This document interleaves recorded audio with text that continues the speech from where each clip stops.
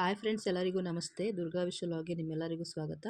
ಇವತ್ತಿನ ರೆಸಿಪಿ ಬಂದು ಎರಳೆಕಾಯಿ ಉಪ್ಪಿನಕಾಯಿ ರೆಸಿಪಿನ ಇವತ್ತಿನ ವಿಡಿಯೋದಲ್ಲಿ ಶೇರ್ ಮಾಡ್ತಾ ಇದ್ದೀನಿ. ಪೂರ್ತಿ ವಿಡಿಯೋ ನೋಡಿ, ತುಂಬ ಚೆನ್ನಾಗಿರುತ್ತೆ ಎರಳೆಕಾಯಿ ಉಪ್ಪಿನಕಾಯಿ. ಈಗ ಎರಳೆಕಾಯಿ ಉಪ್ಪಿನಕಾಯಿ ಮಾಡೋದಕ್ಕೆ ಮುಖ್ಯವಾಗಿ ಬೇಕಾಗಿರುವಂಥದ್ದು ಈರುಳ್ಳಿಕಾಯಿ ಅಂತಾರೆ, ಎರಳೆಕಾಯಿ ಅಂತಲೂ ಅಂತಾರೆ. ನಾನೊಂದು 10-12 ಎರಳೆಕಾಯಿ ತೊಗೊಂಡಿದ್ದೀನಿ. ಇದು ನಮ್ಮ ತೋಟದಲ್ಲೇ ಬೆಳೆದಿದ್ದು. ಇದನ್ನು ಚೆನ್ನಾಗಿ ತೊಳೆದು ಒಂದು ಬಟ್ಟೆನಲ್ಲಿ ಒರೆಸಿ ಇಟ್ಕೊಳ್ಬೇಕು. ಸ್ವಲ್ಪ ಹೊತ್ತು ತೊಳೆದಾದ್ಮೇಲೆ ಸ್ವಲ್ಪ ಆರಾಕಾಕಿಟ್ರೆ ನೀರಿನ ಅಂಶ ಎಲ್ಲನೂ ಹೋಗುತ್ತೆ. ಇಲ್ಲ ಆಗಲಿಲ್ಲ ಅಂದರೆ ಒಂದು ಬಟ್ಟೆನಲ್ಲೂ ಕೂಡ ಒರೆಸಿ ಇಟ್ಕೊಬೋದು. ಇದನ್ನು ಎಲ್ಲನೂ ಕುಯ್ಕೊತಾ ಇದ್ದೀನಿ. ಈಗ ಈರುಳ್ಳಿಕಾಯಿಯನ್ನು ಎರಡು ಭಾಗ ಮಾಡಿಕೊಂಡು ಅದರಲ್ಲಿರೋ ರಸನೆಲ್ಲ ತಕ್ಕೋಬೇಕಾಗುತ್ತೆ. ಅಂದರೆ ಈರುಳ್ಳಿಕಾಯಿ ಕಟ್ ಮಾಡ್ಕೋಬೇಕಾದ್ರೆ ರಸ ಎಲ್ಲನೂ ವೇಸ್ಟ್ ಆಗಿಬಿಡುತ್ತೆ. ಆದ್ದರಿಂದ ಇದ್ರ ರಸ ಇದ್ರೇ ಇದಕ್ಕೆ, ಈರುಳ್ಳಿಕಾಯಿ ಜ್ಯೂಸ್ ಇದ್ರೇ ಇದಕ್ಕೆ ಟೇಸ್ಟ್ ಬರೋದು. ಆದ್ದರಿಂದ ನಾನು ಸ್ವಲ್ಪ ದಪ್ಪಗೆ ಕಟ್ ಮಾಡ್ಕೊತಾ ಇದ್ದೀನಿ. ಬೀಜನೆಲ್ಲನೂ ತಕ್ಕೊಬಿಡ್ಬೇಕು. ಕಟ್ ಮಾಡ್ಕೋಬೇಕಾದ್ರೇ ಬೀಜನೆಲ್ಲ ತಕ್ಕೊಬಿಡ್ಬೇಕು.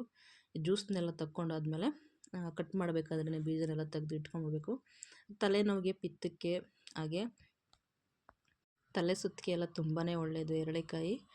ಮತ್ತು ಬೆಳಗಿನ ಜಾವ ಒಂದೊಂದು ಪೀಸನ್ನು ತಿಂದುಬರಬೇಕು. ಆಳು ಹೊಟ್ಟೆನೆಲ್ಲ ತಿಂತಾಯಿದ್ರೆ ಸ್ವಲ್ಪ ಪಿತ್ತ ಎಲ್ಲನೂ ಕಡಿಮೆ ಆಗುತ್ತೆ. ತುಂಬಾ ಒಳ್ಳೆಯದು. ಇದರಲ್ಲಿ ಚಿತ್ರಾನ್ನ ಕೂಡ ಮಾಡ್ತಾರೆ. ಚಿತ್ರಾನ್ನ ರೆಸಿಪಿ ಕೂಡ ಆಲ್ರೆಡಿ ಶೇರ್ ಮಾಡಿದ್ದೀನಿ. ಈರುಳ್ಳಿಕಾಯಿ ಚಿತ್ರಾನ್ನ ವಿಡಿಯೋ ನೋಡಿಲ್ಲ ಅಂದರೆ ಒಂದ್ಸರಿ ನೋಡ್ಕೊಂಡು ಬನ್ನಿ. ಒಂದೊಂದೇ ಕಟ್ ಮಾಡಿಕೊಂಡು ಎಲ್ಲವನ್ನು ರಸ ತೆಗೆದು ಇಟ್ಕೋತಾ ಇದ್ದೀನಿ. ನಾನು ಈ ಉಪ್ಪಿನಕಾಯಿ ಮಾಡೋದಕ್ಕೆ, ಎರಳೆಕಾಯಿ ಉಪ್ಪಿನಕಾಯಿ ಮಾಡೋದಕ್ಕೆ ಯಾವುದೇ ರೀತಿ ಎಣ್ಣೆ ಎಲ್ಲನೂ ಬಳಸಲಿಲ್ಲ. ಎಣ್ಣೆ ಬಳಸ್ತಾನೆ ಹಾಗೆ ಮಾಡ್ತಾಯಿದ್ದೀನಿ. ನೋಡಿ, ಎಲ್ಲವನ್ನು ಕಟ್ ಮಾಡಾಗಿದೆ. ಈಗ ಒಂದು ಪ್ಲಾಸ್ಟಿಕ್ದು ಡಬ್ಬ ತೊಗೊಂಡಿದ್ದೀನಿ.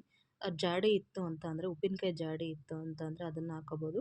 ಸ್ವಲ್ಪ ಜಾಸ್ತಿ ಇದರಿಂದ ಕಿರಳಿಕಾಯಿ ಕಟ್ ಮಾಡಿರೋದು ನಾನು ಒಂದು ಪ್ಲಾಸ್ಟಿಕ್ ಡಬ್ಬದಲ್ಲಿ ಹಾಕೋತಾ ಇದ್ದೀನಿ.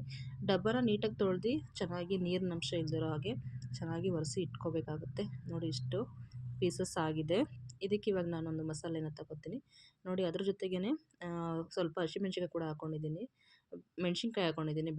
ಬ್ಯಾಡಗೆ ಮೆಣಸಿನ್ಕಾಯಿ ಮತ್ತು ಖಾರ ಇರುವಂಥ ಗುಂಟೂರು ಮೆಣಸಿನ್ಕಾಯಿ 2 ಹಾಕ್ಕೊಂಡಿದ್ದೀನಿ. ಅದ್ರ ಜೊತೆಗೆ ಮೆಂತ್ಯದ ಕಾಳು ಕೂಡ ಹಾಕ್ಕೊಂಡಿದ್ದೀನಿ. ಇಷ್ಟನ್ನು ಚೆನ್ನಾಗಿ ಪುಡಿ ಮಾಡಬೇಕು. 1 ಹಿಡಿಯಷ್ಟು ಬೆಳ್ಳುಳ್ಳಿನ ಇದ್ರ ಜೊತೆನೇ ಹಾಕ್ಕೋಬೇಕು. ನಾವು ಈಗಾಗಲೇ ರಸ ತೆಕ್ಕೊಂಡಿರ್ತೀವಲ್ಲ ಈರುಳ್ಳಿಕಾಯ್ದು, ಆ ರಸನ ಈಗ ನಾನು ಮಿಕ್ಸಿ ಜಾರ್ಗೆ ಹಾಕ್ಕೊಂಡು ರುಬ್ಕೊಬೇಕಾಗುತ್ತೆ ನುಣ್ಣಗೆ. ಆದಷ್ಟು ತರ್ತರಿಯಾಗಿ ರುಬ್ಕೊಂಡ್ರೆ ಚೆನ್ನಾಗಿರುತ್ತೆ. ಜ್ಯೂಸ್ನೆಲ್ಲನೂ ಜಾಲರಿನಲ್ಲಿ ಸೋಸ್ಕೊತಾ ಇದ್ದೀನಿ. ನೋಡಿ, ಎಷ್ಟೊಂದು ಬೀಜ ಇದೆ. ಬೀಜನೆಲ್ಲ ಹಾಕೋದ್ರಿಂದ ಬೇಗ ಎರಳೆಕಾಯಿ ಉಪ್ಪಿನಕಾಯಿ ಕೆಟ್ಟೋಗುತ್ತೆ. ಅದರಿಂದ ಬೀಜ ಎಲ್ಲ ಸಪ್ರೇಟ್ ಮಾಡ್ಕೊತಾ ಇದ್ದೀನಿ ಒಂದು ಜಾಲರಿ ಮೂಲಕ.